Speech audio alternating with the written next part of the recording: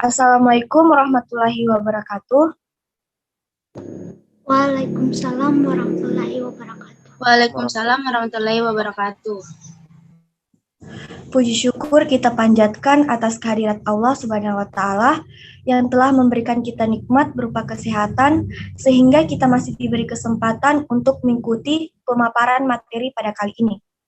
Dan salawat serta salam tak lupa kita panjatkan kepada Nabiullah Muhammad SAW.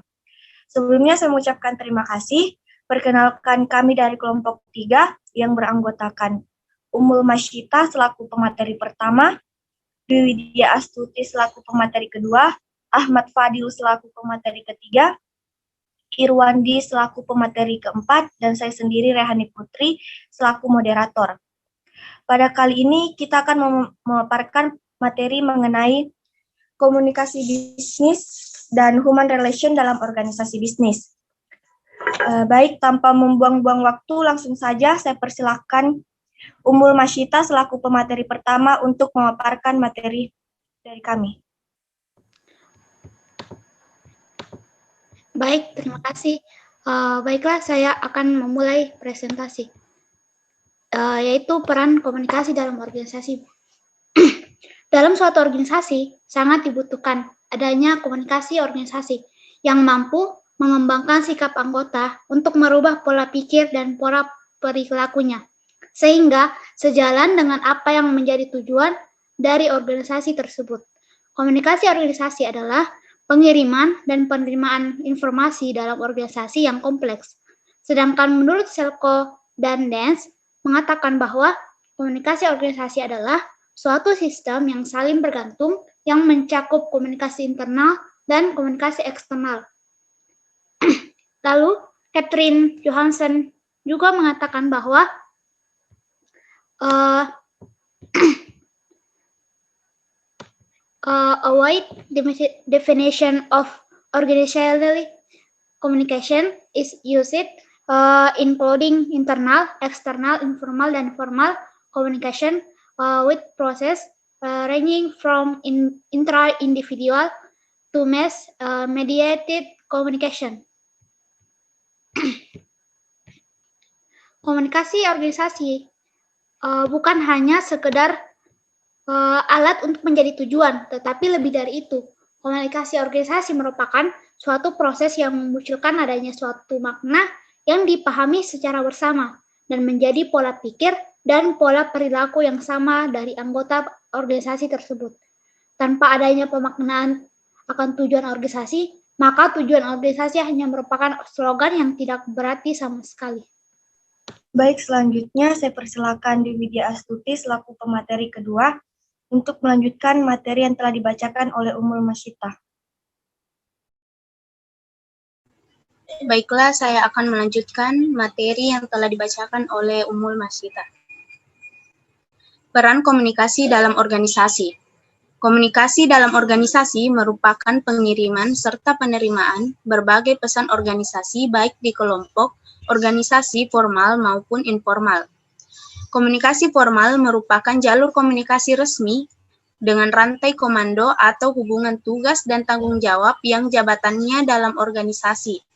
Sedangkan jalur komunikasi informal merupakan jalur komunikasi tidak resmi di lingkungan maupun di luar organisasi, tetapi masih berkaitan dengan fungsi tidak langsung para pimpinan organisasi. Organisasi merupakan perpaduan dari berbagai komponen yang saling berkaitan serta mempunyai tujuan yang sama.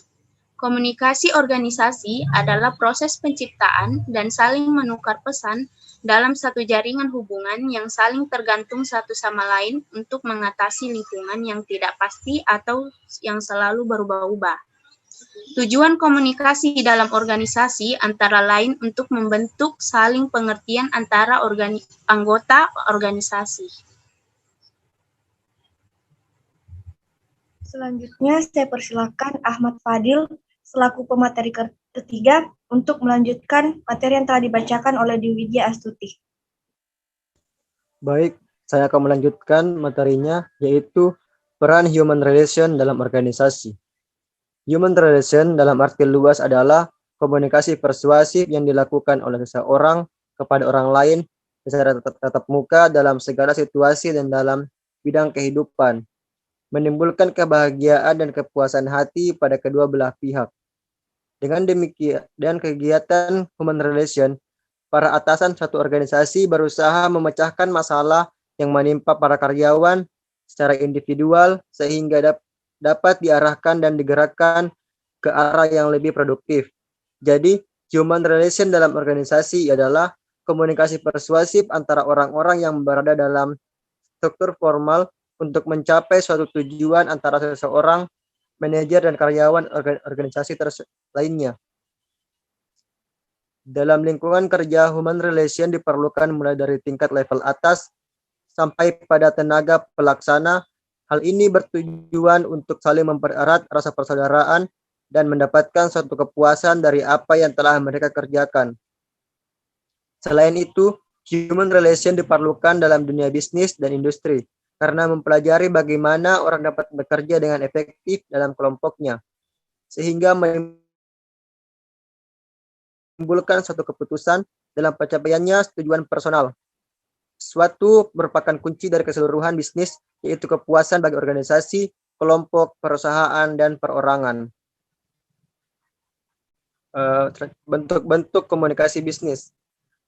Pada dasarnya, ada dua bentuk dasar komunikasi yang lazim digunakan dalam dunia bisnis, yaitu verbal dan non-verbal. Yang pertama, komunikasi verbal atau verbal communication. Komunikasi verbal merupakan salah satu bentuk komunikasi yang lazim digunakan untuk menyampaikan pesan-pesan bisnis kepada pihak lain melalui tulisan maupun lisan. Bentuk komunikasi ini memiliki struktur yang teratur dan terorganisasi dengan baik. Komunikasi bisnis yang efektif sangat bergantung pada keterampilan seseorang dalam mengirim atau menerima pesan. Secara umum, untuk menyampaikan pesan-pesan bisnis, seseorang dapat menggunakan tulisan dan lisan. Sedangkan untuk menerima pesan-pesan bisnis, seseorang dapat menggunakan pendengaran dan bacaan. Yang kedua, komunikasi nonverbal. Menurut teori antropologi, manusia menggunakan kata-kata, manusia telah menggunakan gerakan-gerakan tubuh, bahasa tubuh atau body language sebagai alat komunikasi dengan orang lain. Dalam suatu badan yang memiliki tujuan untuk mensejahterakan anggotanya pada khususnya dan masyarakat pada umumnya. Maka komunikasi sangat dibutuhkan untuk meyakinkan konsumen agar konsumen merasa nyaman dan memutuskan untuk membeli kebutuhan atau produk yang mereka butuhkan di tempat tersebut. Baik, selanjutnya saya persilakan Ibu Andi materi keempat untuk melanjutkan materi yang telah dibacakan oleh Ahmad Fadil. Baik, saya akan melanjutkan materi selanjutnya, pemecahan masalah dalam kelompok. Ada dua langkah pemecahan masalah yang akan dibahas adalah yang pertama, analisis problem atau menemukan dan menentukan masalah. Suatu masalah terjadi apabila pencapaian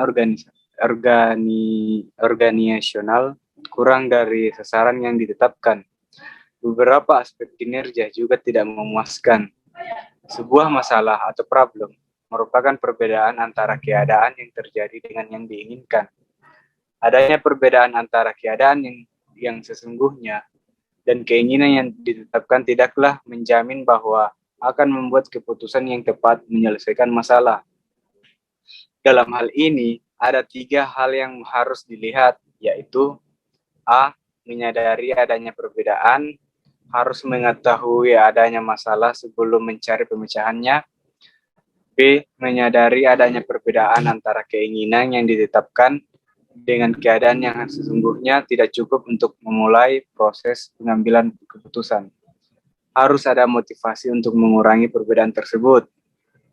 Bagian C, pengetahuan, keterampilan, kemampuan, dan sumber-sumber daya juga diperlukan untuk menyelesaikan suatu masalah. Kesadaran terhadap masalah adalah langkah pertama dalam urutan pengambilan keputusan dan membutuhkan pengamatan dari lingkungan internal maupun eksternal perusahaan. Ini merupakan tahap pengumpulan informasi, proses informasi, dan pertimbangan yang mendalam. 3 kesalahan dapat terjadi dalam menganalisis masalah dalam kelompok. yaitu A. Menentukan masalah terlalu luas atau terlalu sempit.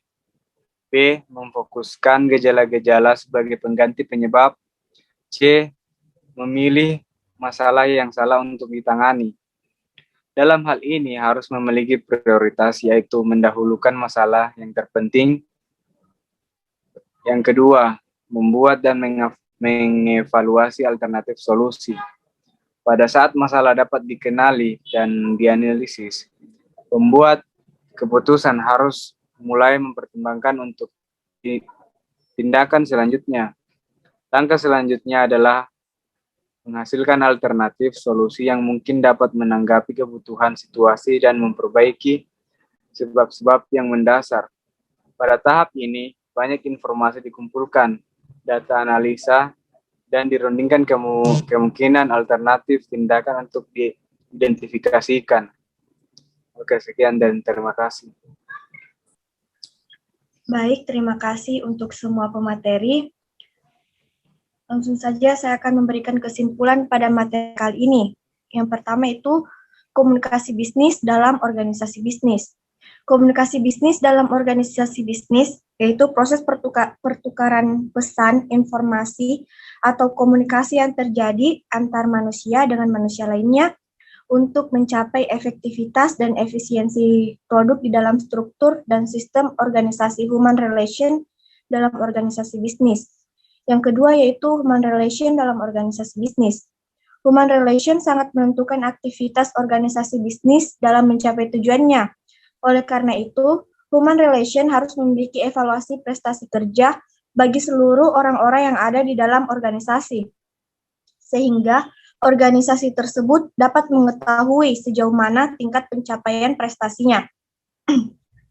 Mungkin itu saja buku referensi yang kita gunakan, yaitu pertama buku Komunikasi Bisnis edisi 3 yang ditulis oleh Djoko Purwanto MBA.